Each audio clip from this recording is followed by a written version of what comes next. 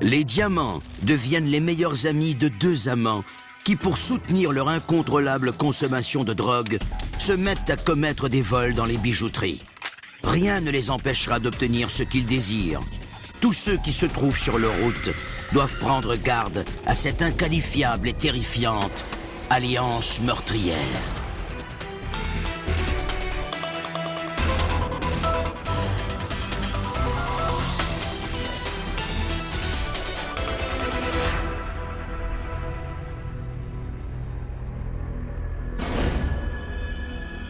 Atlantic City, dans le New Jersey. Le 4 février 2005, une équipe d'intervention spéciale se précipite dans un motel où se terre un fugitif armé et dangereux. Okay, we got one male suspect that we know of. He's a druggie. He's a desperate man. Chris, open the door. Police department. Un négociateur tente de le convaincre de se rendre. We don't want anybody else to get hurt, okay? There's no reason that I have to come out there. Let's stop this right now, okay? Let's bring this to an end. No, that's not what's gonna happen. Christopher DeMeo, 23 ans, soupèse ses options. Les chances que le dénouement soit pacifique sont minces, puisque DeMeo a prouvé par le passé que rien ne l'empêchera d'obtenir ce qu'il désire. Chris, open the door. Police department.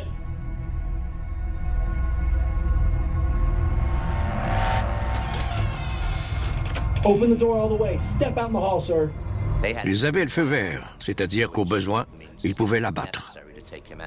DeMeo savait que ce jour viendrait. Il le prépare depuis des années. Open the door.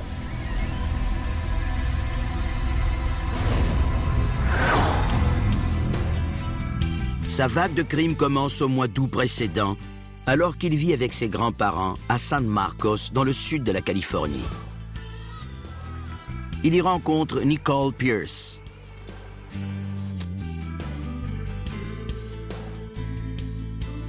Les deux jeunes sont instantanément attirés, en partie puisqu'ils partagent un sombre secret.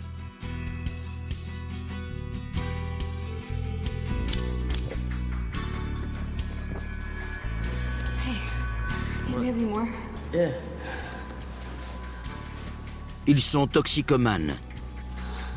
Se procurer et consommer de l'héroïne, c'est ce qui domine leur vie. C'était vraiment deux âmes sœurs qui se trouvaient enfin. C'était une rencontre diabolique.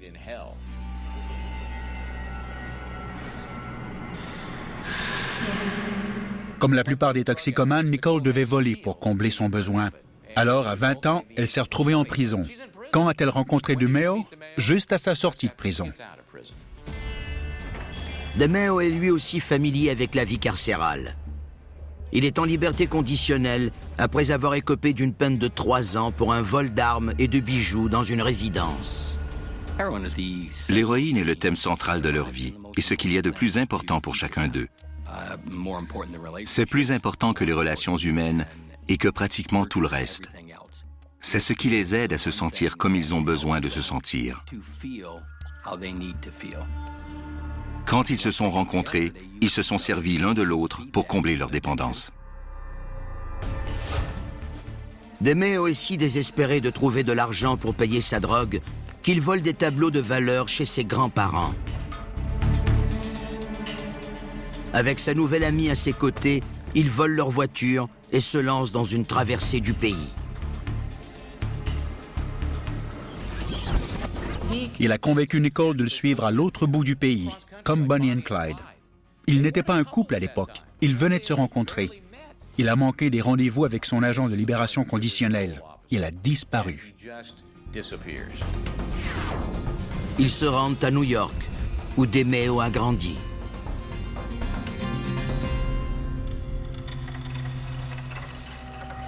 Les deux jeunes deviennent amants. Mais ils manquent vite d'argent et ont désespérément besoin d'une dose. You know what I need. You know what I need. Go get it. L'état de manque est une expérience horrible pour les héroïnomanes. Ils vivent de l'anxiété, du stress et de l'irritabilité à des degrés extrêmes. Leur corps tremble, ils vomissent. Ils ont des réactions physiologiques extrêmes au manque d'héroïne. 4 mois après leur arrivée de Californie, ils concoctent un plan pour devenir riches rapidement. Glen Head, sur l'île de Long Island, est l'incarnation de la richesse et du luxe. Le hameau est composé de chic propriétés valant des millions et de clubs de golf privés. Les crimes graves y sont rares.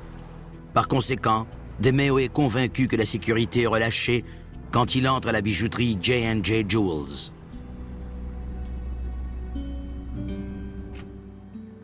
Hello, sir. Hey. How can I help you? I was looking for some rings for my girlfriend. We're getting married. Oh, that's wonderful. Yeah. Let me get my manager. He'll be happy to Oh, help you, okay. okay? Just one moment. Okay.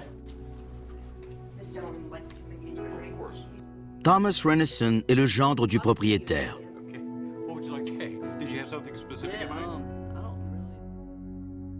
Renison était comme le maire de cette petite communauté. Il gérait la bijouterie, travaillait 6 jours par semaine. Les gens l'adoraient. Monsieur Renison essayait simplement de vendre une bague de fiançailles et tout à coup,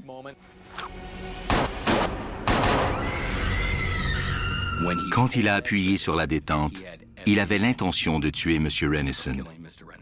En sortant de cette bijouterie, sa seule préoccupation était de vendre ses bijoux et d'acheter plus d'héroïne.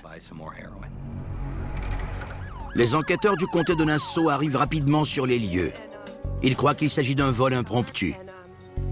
On croyait que c'était un vol à l'étalage. Il s'était emparé de toutes les bagues à diamants et il était parti.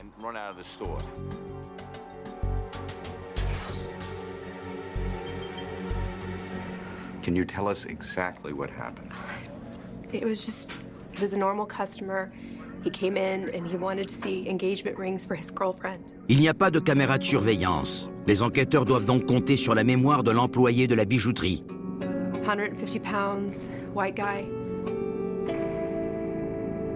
Le criminel serait un homme mesurant 1,75 m, dans la vingtaine, et ayant une caractéristique notable. He had really blue eyes.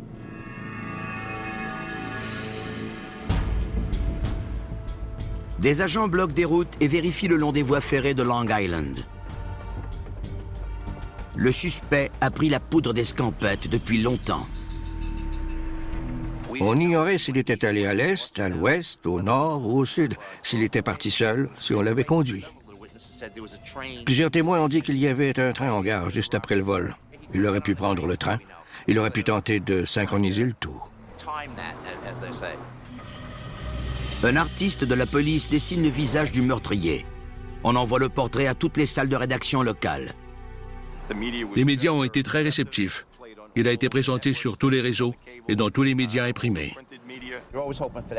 On espère toujours recevoir cet appel qui nous lance sur la bonne piste. Quand c'est un inconnu qui commet le crime, il est pratiquement impossible de découvrir d'emblée quelle voie emprunter. On a exploré 100 avenues pour essayer de le coincer.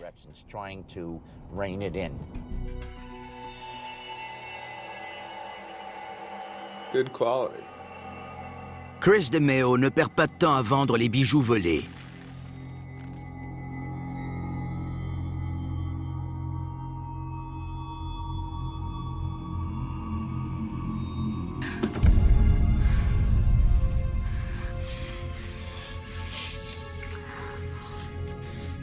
Ce qui lui donne les moyens d'aller acheter l'héroïne dont il a besoin pour sa dose quotidienne.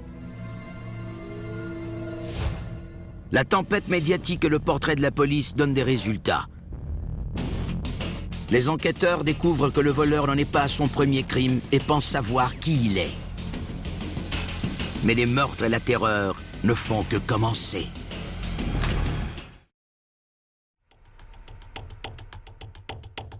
Les enquêteurs de Glen Head, dans l'État de New York, recherchent un voleur qui s'est enfui avec plus de 100 000 $ de bijoux après avoir abattu le gérant du magasin. Ils font appel au public, ce qui amène un certain nombre de nouvelles pistes et de suspects potentiels. Les enquêteurs apprennent qu'il y a eu un autre cambriolage dans une bijouterie 2 semaines plus tôt, tout près à Westbury. Le voleur s'est alors enfui avec 65 000 $ en bague de fiançailles. Les enquêteurs sont convaincus qu'il s'agit du même homme. Et cette fois, une caméra de surveillance tournait. Le système de sécurité du magasin l'a enfermé et il a dû menacer l'employé pour sortir. Il a levé le bras et a pointé l'arme vers la commis. Je crois qu'il a appuyé sur la détente, mais que le coup n'est pas parti. Ce jour-là, Chris DeMeo a appris quelque chose sur son nouveau métier. Il faut s'assurer que les magasins ciblés n'ont pas un système de sécurité à la fine pointe. Il n'a plus jamais refait cette erreur. Une fois de plus, le voleur a des yeux bleus perçants. Un témoin est certain qu'il y avait un véhicule de fuite. Un rodéo noir d'Isuzu. Ce sont des renseignements utiles, mais on est loin de pouvoir retrouver le suspect. On a appris qu'il y avait plus d'1 millier de rodéos noirs dans l'État de New York. On a vérifié ceux immatriculés dans le comté de Nassau et fait le tour des dossiers des propriétaires pour voir si l'un d'eux avait déjà eu des démêlés avec la police. Un mois plus tard, l'enquête semble piétiner. DeMeo et son amoureuse n'ont plus un sou et sont impatients de prendre une nouvelle dose. Ils découvrent une réalité qui ne leur plaît pas du tout. La drogue à New York n'est pas aussi forte qu'en Californie. Donc, pour avoir plus de drogue, il faut plus d'argent. Il faut commettre plus de crimes à New York pour se droguer autant qu'en Californie. Leur dose quotidienne d'héroïne leur coûte plus de 600 $. Désespéré de trouver de l'argent, DeMeo est prêt à commettre un 3e vol. Il se rend à 30 km au nord de Manhattan, au Rockland Jewelry Exchange de Nanuet.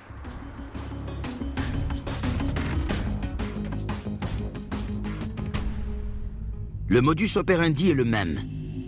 Il amorce une conversation avec l'employé, demande à voir des bagues de grande valeur et sort ensuite son arme. Il est entré comme un client normal et il s'est transformé. La seule différence dans ce cas, c'est qu'il a laissé cet employé vivre. Il s'enfuit avec des bagues d'une valeur de 80 000 $. Mais cette fois, il n'utilise pas son arme. Des témoins disent l'avoir vu monter dans un VUS noir et notent ses yeux bleus perçants. Les médias couvrent de nouveau l'histoire et les policiers font enfin la percée tant attendue. Une femme reconnaît un suspect potentiel grâce au portrait de la police et à une photo anthropométrique. Elle a immédiatement identifié Chris DeMeo. C'était la photographie d'une arrestation dans le comté de Nassau, remontant à plusieurs années. Elle était certaine à 100%. DeMeo devient le principal suspect et les enquêteurs fouillent son passé. Dès sa naissance, le thème central de toutes les relations et de tous les milieux que connaît Chris DeMeo est l'héroïne. Ses parents biologiques étaient tous deux des toxicomanes. Son père est parti très tôt. Il a donc été élevé par une mère qui consommait de la drogue et qui avait beaucoup de petits amis qui l'aidaient à se payer ses doses d'héroïne.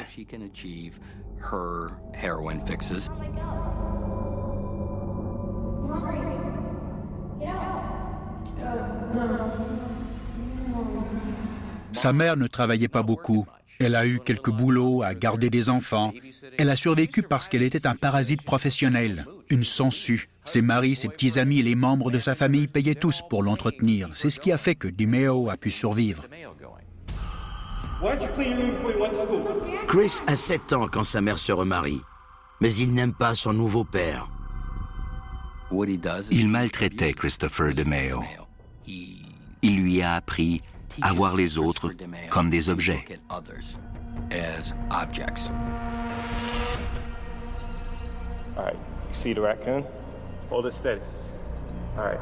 Il a demandé à DeMeo de tuer un raton laveur pour le plaisir.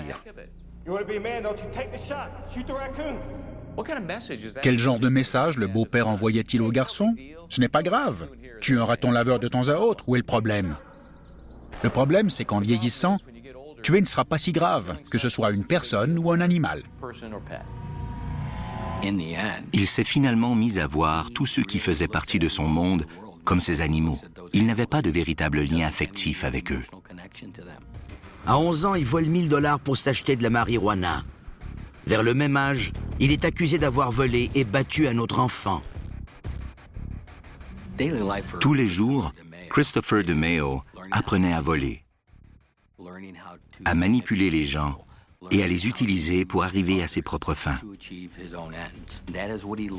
C'est ce qu'il a appris en grandissant, jusqu'à l'école, où il ne respectait pas les symboles d'autorité comme les professeurs. Il maltraitait les autres enfants, il était agressif, il posait des gestes pour dire au monde « Je vais faire ce que je veux, peu importe les conséquences ». À la fin de son adolescence, il fournit de l'héroïne à sa propre mère.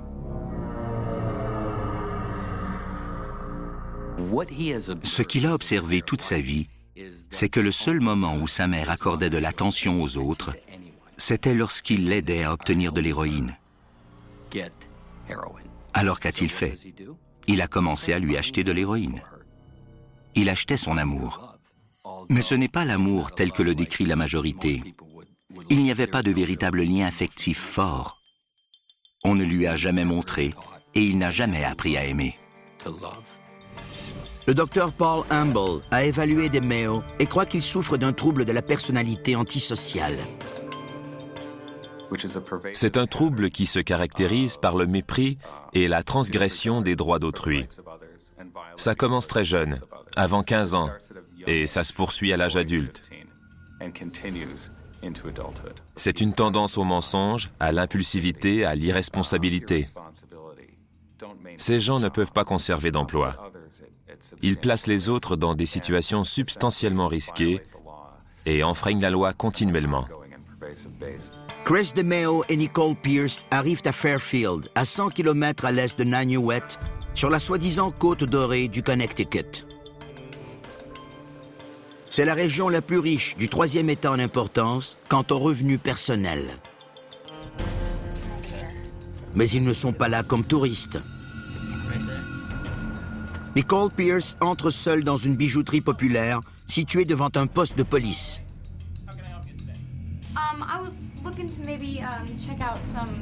Ce qui a commencé comme une journée ordinaire pour les propriétaires Tim et Kim Donnelly prend rapidement une tournure dangereuse.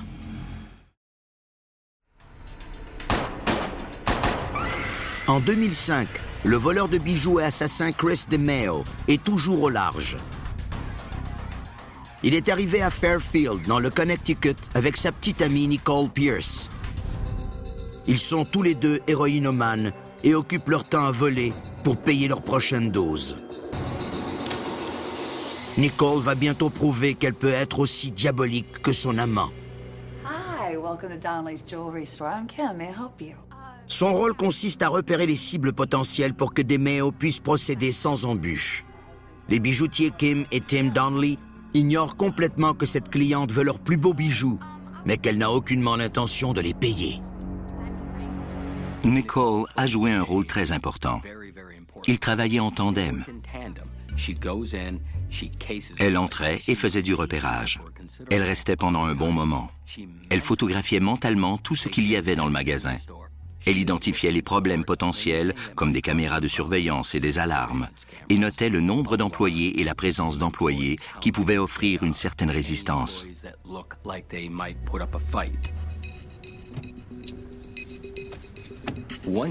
Une fois sortie du magasin, elle couchait sur papier en détail tout ce qu'elle avait retenu. C'était un véritable partenariat criminel. The engagement ring's here. Is that the back of the store? Yeah. The door's right here to the sidewalk. Turn over here. Ils ont choisi leur nouvelle cible. Le magasin n'a pas de caméra de surveillance. Demain, DeMeo va de nouveau semer la terreur dans une ville sans méfiance.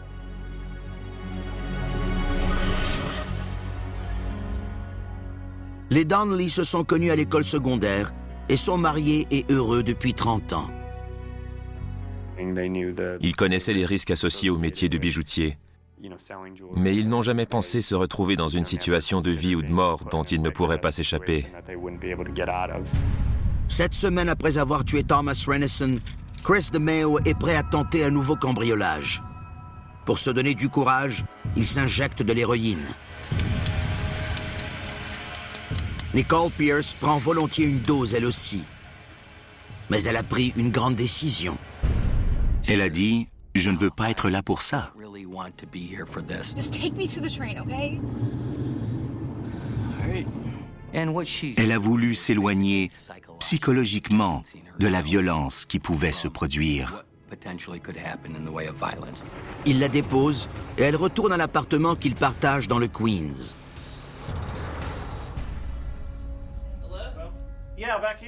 Mais rien ne fera dévier Chris DeMeo de son objectif. I was looking for some rings for my girlfriend. Oh, all right. C'était terriblement effronté d'entrer dans un magasin situé sur la rue principale d'une grande ville, devant un poste de police. Yeah, we're looking to get married. Great, congratulations. Il suit son scénario habituel pour mettre les employés à l'aise. This is a very Don't nice forget we group do have here. some lovely bracelets too. Oh, Yes. wow. Absolutely. You have some diamonds that I could look at? We may have a few here. Just a minute. Oh, here. Let me see. Yeah. Il était très à l'aise quand il était dans le magasin. Il était charmant avec les employés. Il attendait le bon moment. Puis il se transformait. What are you doing? Qui va-t-on voir cette fois, Jekyll ou Hyde? Get off the phone! Il n'a pas de véritable lien affectif avec les autres êtres humains.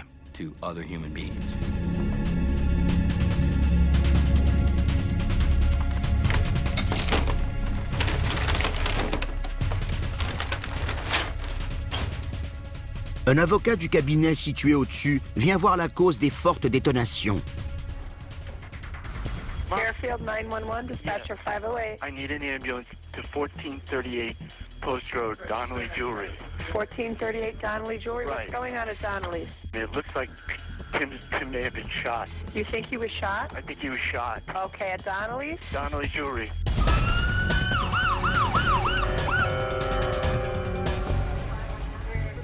What do we got?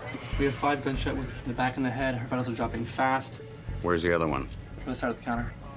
Malgré des efforts désespérés pour les sauver, Tim et Kim Donnelly rendent l'âme. Il avait l'intention de tuer les Donnelly. On ne presse pas sur la détente d'une arme à feu aussi souvent si on n'a pas l'intention de tuer. Selon les enquêteurs, le témoin aurait facilement pu devenir la 3e victime du forcené. Il avait vu le suspect de près. A-t-il de la chance d'être vivant? Je crois que oui. Les pires craintes des enquêteurs du comté de Nassau se sont concrétisées. Ma plus grande crainte, c'était qu'il accélère le rythme. Après avoir tué 2 autres personnes, j'avais l'impression qu'il devenait plus désespéré. On ne doute pas du coupable. Notre témoin a identifié Christopher DeMeo. DeMeo et son amoureuse ont une fois de plus volé des milliers de dollars de pierres précieuses et de bijoux. Mais ce qu'ils obtiennent en revendant leur butin ne leur permettra de se droguer que pendant un peu plus d'une semaine.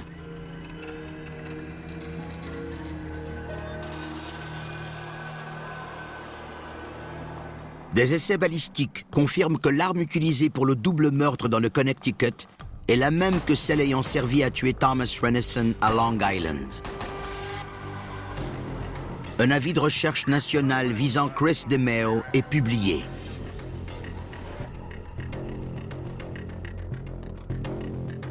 Bien que les enquêteurs craignent qu'elle raconte à son fils qu'ils sont sur ses talons, ils tentent leur chance et amènent sa mère, Marion Taylor, pour interrogatoire. Your son, we believe, has already killed 3 people. This could likely end up in a shootout or in a very bad situation, and your son will end up dead. Elle raconte aux policiers qu'il est revenu à New York 2 mois avant le meurtre de Thomas Renison. Elle révèle également qu'il n'est pas seul. Il est avec Nicole Pierce. Les agents apprennent que le témoin qui était convaincu que DeMeo s'était enfui dans un rodéo d'Isuzu avait tort. Il conduit plutôt le passeport noir de Honda qu'il a volé à ses grands-parents. Sa mère leur révèle des cachettes possibles. Any information that you have that you can give us, it would help. I can give you a phone number.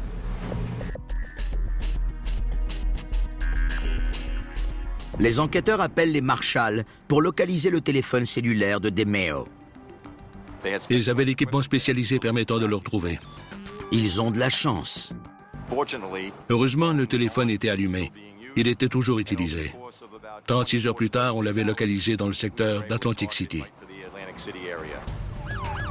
Le portable se trouve dans un motel modeste, à quelques pâtés de maison du poste de police d'Atlantic City, dans le New Jersey. Les policiers et les agents fédéraux encerclent le motel. Okay, we got one male suspect that we know of. He's a druggie. He's wanted for 3 homicides. He's a desperate man. I spoke to the manager. We think he's in room 204.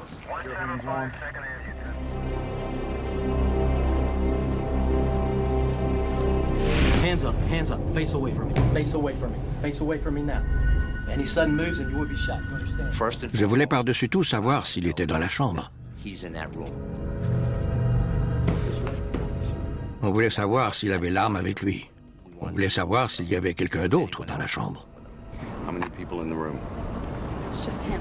You're sure? Yes. Only one. Yes. Un négociateur tente de persuader DeMeo de se rendre pacifiquement. All right, Chris, listen to me. We don't want anybody else to get hurt, okay? There's no reason that I have to come out there. Let's stop this right now, okay? Let's bring this to an end. No, that's not what's gonna happen. Il devait le considérer comme armé et extrêmement dangereux. Il ne savait pas comment il pourrait réagir. Chris, open the door. Police department. L'équipe d'intervention est autorisée à utiliser une force létale au besoin. Open the door all the way. Step out in the hall, sir.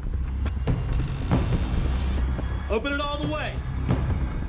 Je croyais que les risques que ça se termine par une fusillade étaient élevés. Open the door.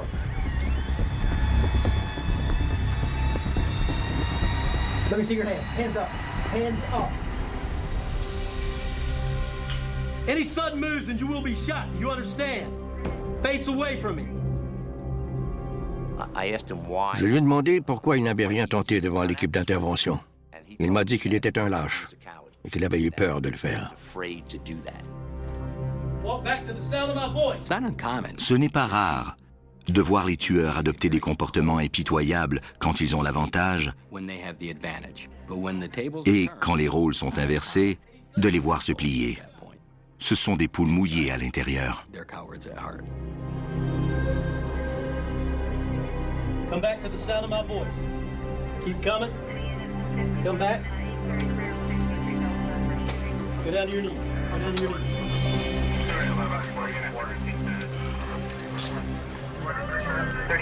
Des enquêteurs de 4 services de police distincts font la queue pour avoir la chance de l'interroger.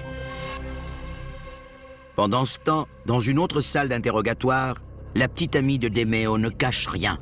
So, Nicole, we need to determine your involvement in all this. Okay. I helped, okay? I didn't want anyone to get hurt. C'était comme si une lumière s'était allumée dans sa tête pour la première fois en Dieu sait combien de temps. Comme si elle avait eu un moment de lucidité à travers ce brouillard d'héroïne. Pendant ce moment de lucidité, elle a compris le véritable pétrin dans lequel elle se trouvait. Elle dit aux policiers qu'en rencontrant DeMeo, le lien s'est créé instantanément. Le lien était évident. C'était la drogue. Ils en avaient besoin pour exister et pour coexister. Dans ce cas, le lien était encore plus fort puisqu'il lui fournissait la drogue. Il ne faisait pas que partager les moments d'euphorie et l'héroïne. Elle dépendait de lui pour obtenir la drogue dont elle avait besoin.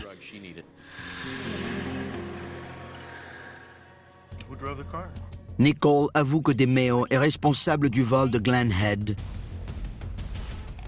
et du cambriolage précédent à Westbury. Ce qu'elle révèle ensuite surprend et trouble les enquêteurs. J'ai appris il y a longtemps qu'on n'a jamais tout vu. Mais elle sortait tout un lapin de son chapeau. En février 2005, les policiers arrêtent les héroïnomanes Chris DeMeo et Nicole Pierce après un siège armé dans un motel.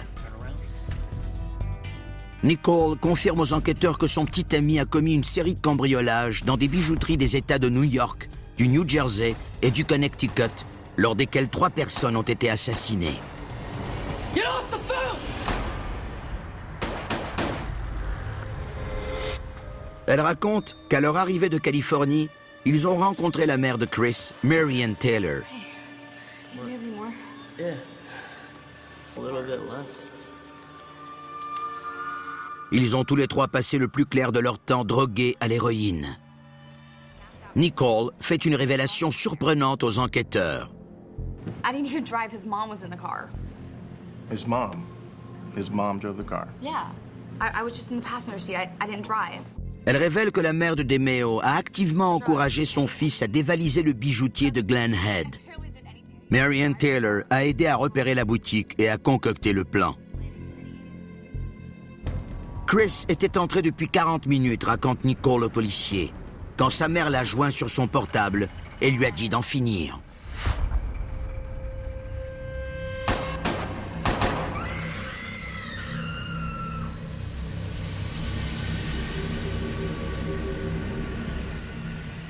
Nicole avoue avoir organisé le vol du Connecticut, mais avoir ensuite eu la frousse. Just take me to the train, okay? All right. Just take me to the train. Okay. Nicole Pierce est montée dans le train parce qu'elle savait ce qui allait arriver. Elle savait ce que Christopher ferait et elle ne voulait pas y être mêlée. Ce qu'elle voulait, c'était le résultat, l'héroïne.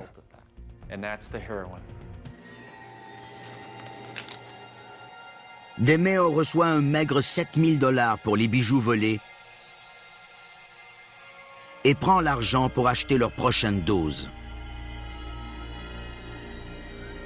Nicole apprend vite que le dernier vol s'est avéré le plus mortel. Elle a remarqué qu'il était agité. Elle lui a demandé quel était le problème. Selon Nicole, il a dit que ça ne s'était pas bien passé. Elle a vu plus tard toute la couverture médiatique sur le double homicide de Fairfield. Tandis que DeMeo apprend par les médias que les policiers le talonnent, Nicole et lui s'en vont à Atlantic City. Ils sont allés dans un motel miteux. On jouait un peu et on dépensait beaucoup pour de l'héroïne.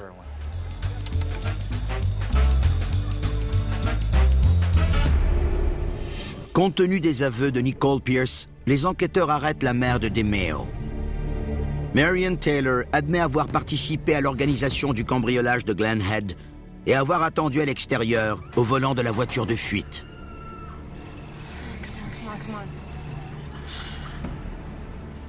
What mother Quelle mère pourrait pousser son propre fils à adopter un comportement qui, premièrement, pourrait le conduire en prison et, deuxièmement, pourrait mener à une telle violence qu'il pourrait tuer quelqu'un ou être lui-même tué? Elle l'a fait sans remords, sans culpabilité. Sa mère est probablement des 3 la plus égocentrique. Elle n'a pas de véritable sentiment envers son propre fils. Elle ne le voit que comme une personne pouvant l'aider à obtenir ce dont elle a besoin, de l'argent pour de l'héroïne. Elle est incapable d'aimer son propre fils.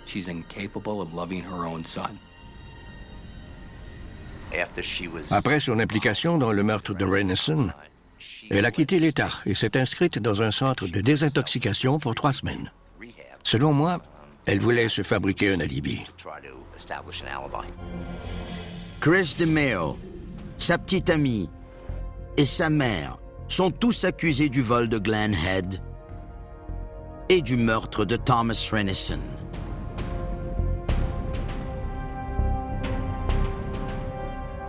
En août 2005, Nicole Pierce est condamnée à 20 ans de prison.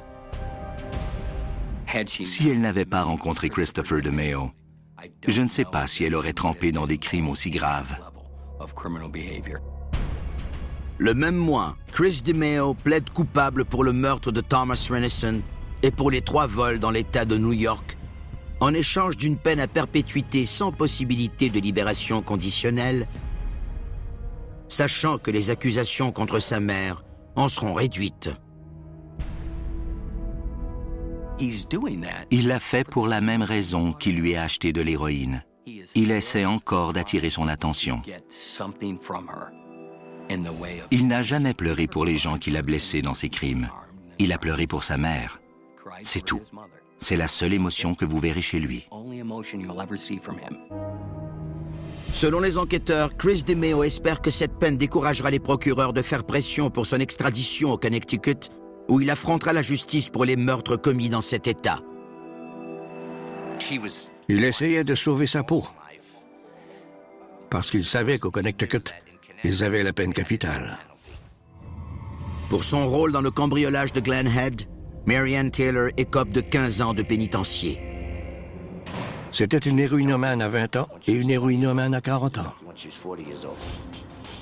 Après une longue bataille juridique, DeMeo apprend qu'il sera poursuivi pour les meurtres des Donnelly. Get off the phone!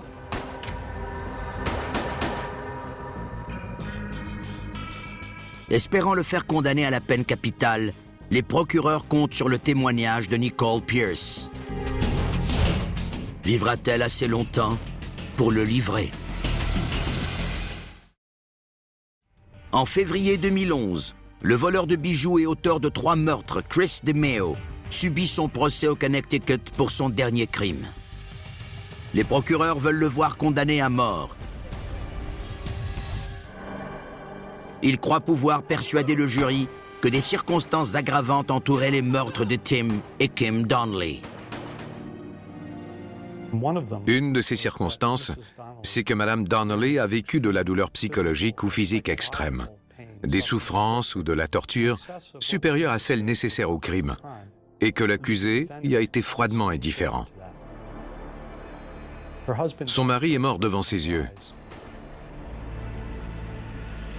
Elle savait qu'elle serait la suivante. DeMeo plaide non coupable aux 2 meurtres et au vol à main armée. Ses avocats disent au jury comment il devrait le percevoir. Ce gars n'est pas un génie du crime. Il n'a pas commis le crime du siècle. Ce n'est qu'un toxicomane avec une arme. Les avocats de DeMeo tentent de persuader le jury de ne pas le condamner à mort en disant que Tim Donnelly a été tué au cours d'une lutte pour se saisir de l'arme.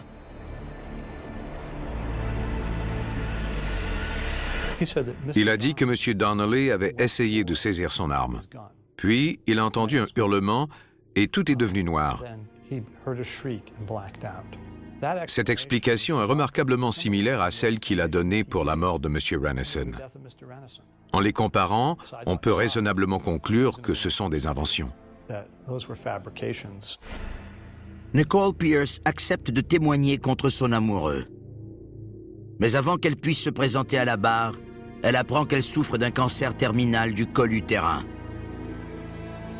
Les procureurs enregistrent son témoignage dans sa chambre d'hôpital. Elle révèle qu'alors que leur consommation de drogue échappait à tout contrôle, elle a compris l'espace d'un instant qu'ils devaient arrêter. Did at any time you indicate to the defendant that you wanted to stop doing heroin? Yes. And did the defendant express any opinion about ceasing the use of heroin at any time? I had asked if we could get on methadone, and I had even set up an appointment at the clinic, and he didn't want to go. How did we run out already? When we came into Connecticut, we stopped and looked under jewelry stores and ripped out the pages on the jewelry stores so we would have addresses. I'm gonna go in there, and I'm gonna sketch out all the counters and show you where all the most expensive stuff is. All right? All right. This is like a little mom and pop place. There's no one there. Nicole Pierce décrit comment elle visitait les cibles potentielles. To go in and look at the store to see the layout, how many people were working there, where expensive jewelry was located at. What did you do with that information? I relayed it to him, and I told him that I thought, my opinion, that I thought that he could get away with the robbery without any harm to anybody. I didn't think there would, I don't want to say, but I thought I had a good feeling about that place, that he could get away with it easily. He dropped me off at the train station. Okay, I'll see you later. See ya. And then he went to rob the store. Après les meurtres, DeMeo vend très vite ce qu'il a volé. I came in and I hugged him. And he proceeded to put the dope and the money on the bed, and I got high. So then he sat down with me and to dope with me. What did the defendant say? That it didn't go good. He said, don't ask. And I looked down and I saw a drop on his boot. A drop of what? A red drop on his boot. Took off his clothes and we laid down together and got high. Les procureurs rejettent l'idée que la consommation de drogue ce jour-là ait joué un rôle dans les meurtres. Ils insistent pour dire qu'ils savaient ce qu'ils faisaient. C'est significatif que M. DeMeo se soit drogué avant d'entrer dans le magasin, de voler et de tuer M. et Mme Donnelly. La preuve soutient la conclusion qu'il était apte à fonctionner, qu'il n'était pas inconscient de ce qui se passait et qu'il n'était pas dans un état de manque qui aurait pu lui faire perdre le contrôle de ses facultés. Alors que leur consommation de drogue augmente, DeMeo se tourne vers des moyens progressivement plus extrêmes pour satisfaire leurs besoins. Il leur en faut toujours plus. Pas pour atteindre l'état d'euphorie, mais pour éviter les symptômes de manque. Quand on se met à dépenser de 500 à 1000 $ par jour, le comportement qu'on adopte pour obtenir cet argent commence à s'aggraver. Des vols, des cambriolages, on se place dans une position où la violence peut facilement se produire.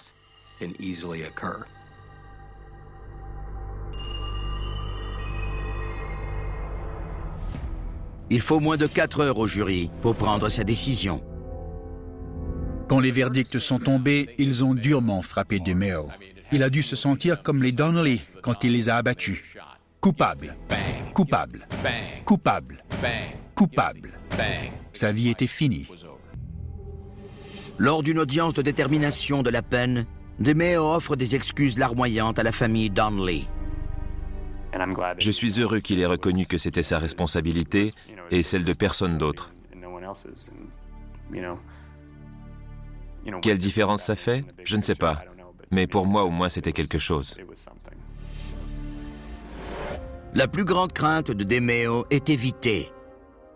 Il subit le même sort qu'à New York, la prison à perpétuité plutôt qu'une condamnation à mort.